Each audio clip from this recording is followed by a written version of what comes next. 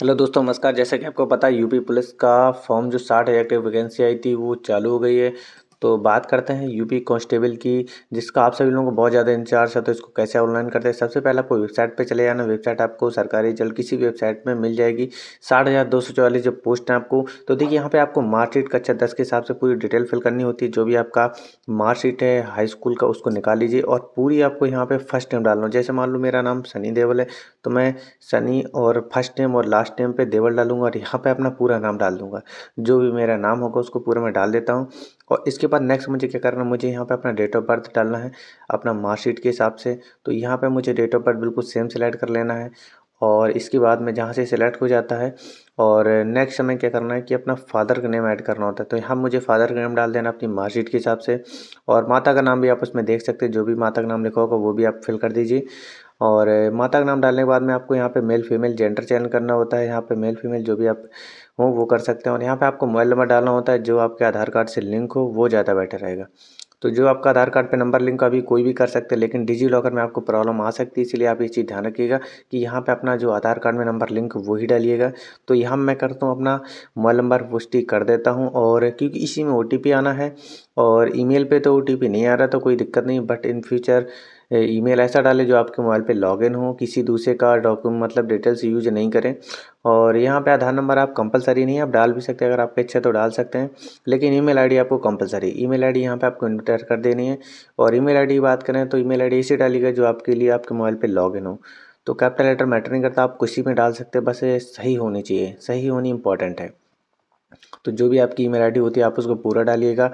कोई भी email ID हो यहाँ पे आप कंप्लीट डाल देते हैं। और इसके बाद में हम नेक्स्ट आते हैं। देखो राष्ट्रीयता की बात करें वो तो इंडियन आपका रहेगा ही। और इसके बाद में नेक्स्ट स्लाइड करते हैं और नीचे आते हैं। देखिए नीचे आने के बाद क्या होता है कि यहाँ पे हमें क्या करना होता है, अन्य सूचना पे यस करना होता है। अगर आप यूपी के निवासी तो यस करिए, नहीं तो नो कर दीजिए। जिस भी स्टेट के होंगे तो अगर आप नो करेंगे तो स्टेट जो भी आपका वो पूछा जाएगा, लेकिन मैं यस कर देता हूँ। और उसको ओबीसी वाला यस करना था, क्योंकि अगर आप एससी ओबीसी में आरक्षण लेना चाहते हैं तो आपको ये करना है। इसके बाद तहसीलदार पे क्लिक करना है, क्योंकि तहसीलदार के माध्यम से ये आपका ये निवास बनता है। ठीक है, तो तहसीलदार निवास बनाता है तो यहाँ पर निवास की डिटेल अपलोड करनी है। तो ये किस दिन इश्यू हुआ था, क्योंकि निवास की बात करें, निवास का कोई डेट क्लियर नहीं है, आप कभी कभी लगा सकते हैं।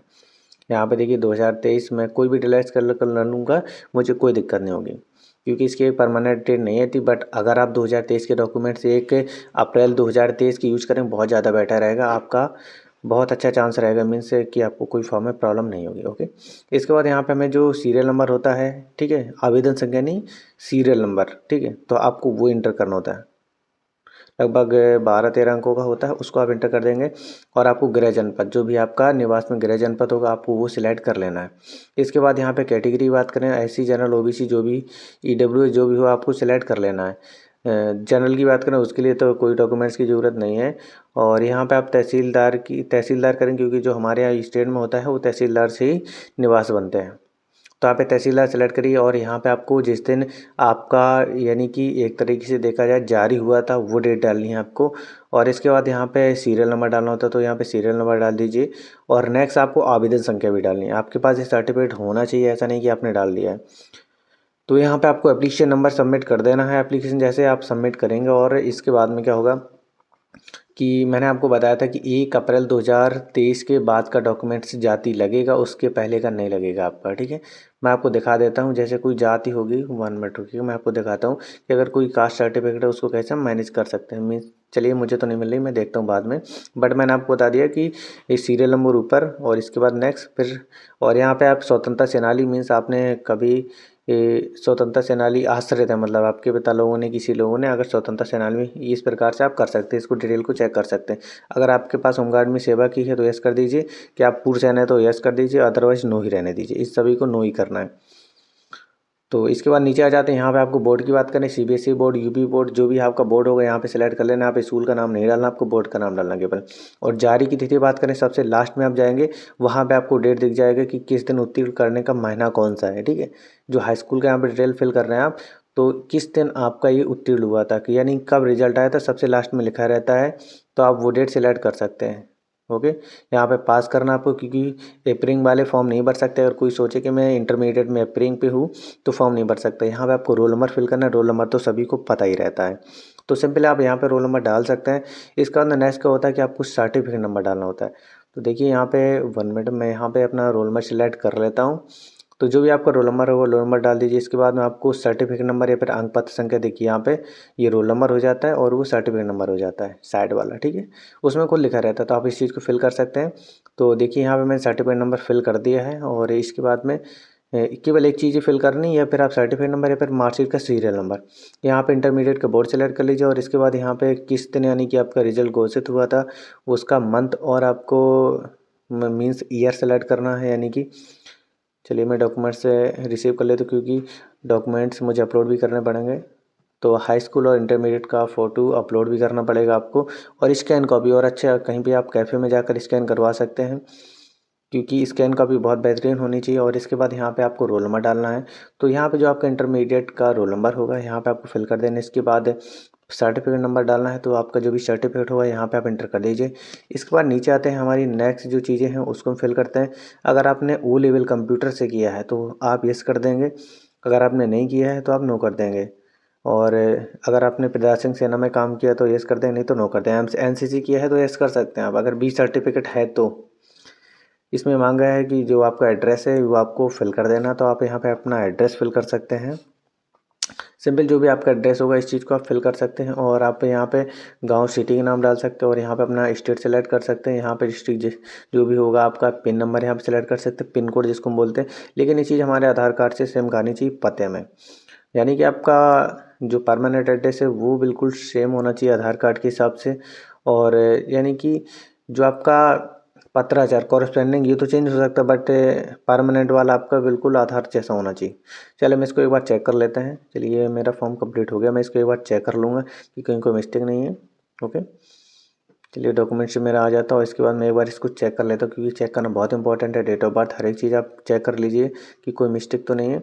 तो पूरा फॉर्म को एक बार चेक कर लीजिए क्योंकि चेक करने में कोई पैसा नहीं लगता। और पूरी अच्छे तरीके से आप देख लीजिए पूरे डॉक्यूमेंट्स आपके मैच खा रहे कि नहीं खा रहे हैं, क्योंकि आपके पूरे हाई स्कूल के मार्कशीट के हिसाब से ही आप फॉर्म को फिल करें।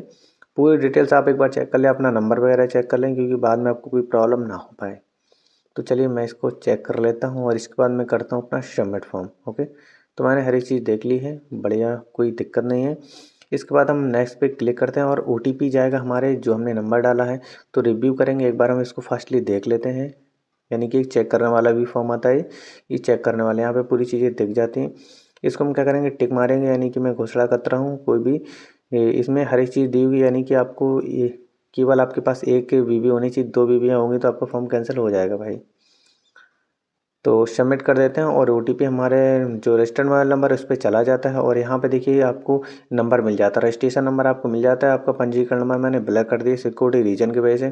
तो मैं क्या करूँगा, एक्टिवेट थ्रू OTP पे क्लिक कर देता हूँ। आपको होम पे क्लिक नहीं करना। अगर आपका ये फेल्ड हो जाता है, OTP नहीं आता, तो आपको दोबारा रजिस्ट्रेशन करना है। ओके, इस चीज़ को ध्यान दीजिएगा, बहुत सारे लोग परेशान हो रहे होंगे। तो देखिए रजिस्ट्रेशन नंबर करके आपको रजिस्ट्रेशन नंबर एक्टिवेट करना है। तो रजिस्ट्रेशन नंबर फिल कर देना है। इसके बाद आपको डेट ऑफ बर्थ फिल कर देनी है। तो देखिए यहाँ से हम डेट ऑफ बर्थ फिल कर लेते हैं। इसके बाद हमें क्या करना है कि जो हमारा OTP आया था 4 अंकों का वो हमें फिल करना होता है। तो यहाँ पे 4 अंकों का OTP आपको फिल करना है, कैप्चा फिल करना है और एक्टिवेट पे क्लिक कर देना है। तो जैसे आप एक्टिवेट पे क्लिक करेंगे तो आपका ये एक्टिवेट हो जाएगा। देखिए यहाँ पे मेरे पास एक मैसेज आता है एक्टिवेट हो चुका है, यानी कि यहाँ पे आपको पंजीकरण नंबर डाल देना है। और पंजीकरण नंबर डालने के बाद में आपको डेट ऑफ बर्थ सिलेक्ट करना है और डेट ऑफ बर्थ के बाद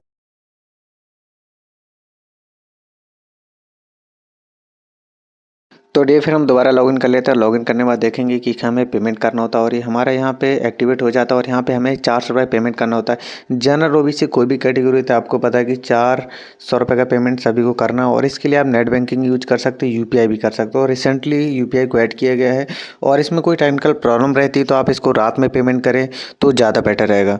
इंटरनेट बैंकिंग के लिए आप बहुत सारी बैंकिंग SBI की हो जाती है, HDFC हो जाती है, बहुत सारी बैंकिंग है, तो आप उनका यूज़ कर सकते हैं और UPI से भी कर सकते हैं। तो यहाँ पे आपको UPI नंबर एंटर करना है और यहाँ पे आपको सबमिट करना है। तो जैसे आप UPI नंबर एंटर करेंगे आपका वेरीफाई हो जाता है और वेरीफाई होने के बाद में आपके क्या होता है कि आप QR कोड भी निकाल सकते हैं। तो आप वेरीफाई कर लेंगे और पे नाउ पे नीचे क्लिक करेंगे तो आप देखेंगे आपका यानी कि पेमेंट यानी कि आपके मोबाइल पे स्कैन करके आप पे कर देंगे तो यहाँ पे सक्सेस हो जाएगा। आपको इसका स्क्रीनशॉट लेके रखना, क्योंकि अदरवाइज अगर पेमेंट फंसता है तो आपको ऑर्डर नंबर देना पड़ सकता है, मेल करना पड़ सकता है। तो इसीलिए आप एक ऐसे टाइमिंग पे पेमेंट करें जब आपका पेमेंट फंस ना पाए। तो देखिए इसके लिए 2 मिनट का टाइमिंग होता है, आपका नेट बंद नहीं होना चाहिए।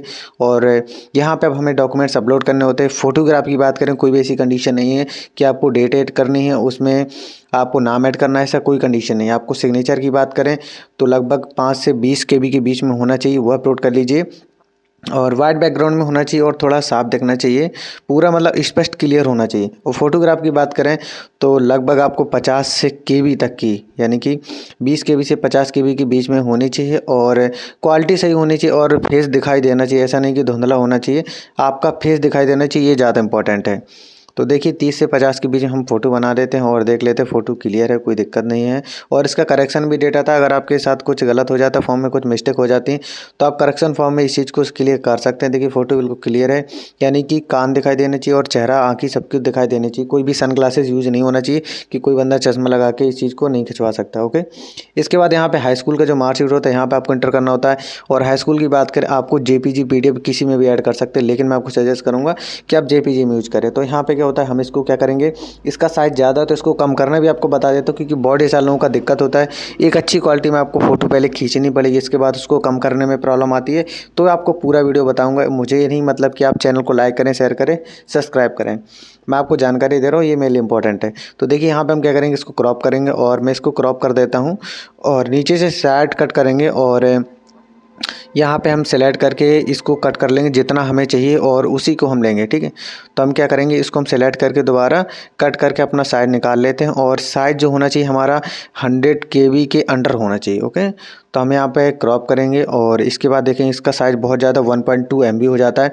और मैं आपको शॉर्टकट तरीका बताऊँगा, यहाँ से आप आसानी से राइट क्लिक करेंगे और सभी के जो होता है क्या माइक्रोसॉफ्ट ऑफिस होता है ना, तो आप उससे इस चीज़ को कर सकते हो, जो पिक्चर मैनेजर जिसको बोलते हैं, रिसाइज में जाएंगे और यहाँ पे डॉक्यूमेंट्स में 640 कर देंगे और वहाँ पे सेव कर देंगे।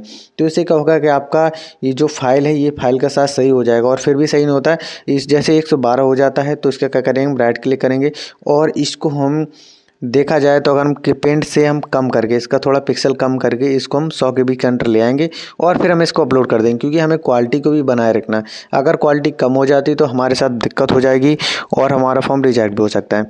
तो बिल्कुल सिंपल, हम इसके क्या करेंगे, क्वालिटी इसको कम कर ली हमने। ओके, इसके बाद हम इसको अपलोड कर देंगे। देखो सिंपल, आप अपलोड कर देंगे तो इसमें हर चीज़ आपको दिखाई दे रही है कि आपको JPG PNG हर चीज़ होनी चाहिए और PDF फाइल सॉरी नहीं होनी चाहिए। PDF फाइल नहीं आप लगा सकते हैं, तो आपको JPG में लगाना है। और इसको भी हम सिंपल सेम तरीके से करेंगे। तो मैंने इसको अपलोड कर दिया, बिल्कुल सेम प्रोसेस है।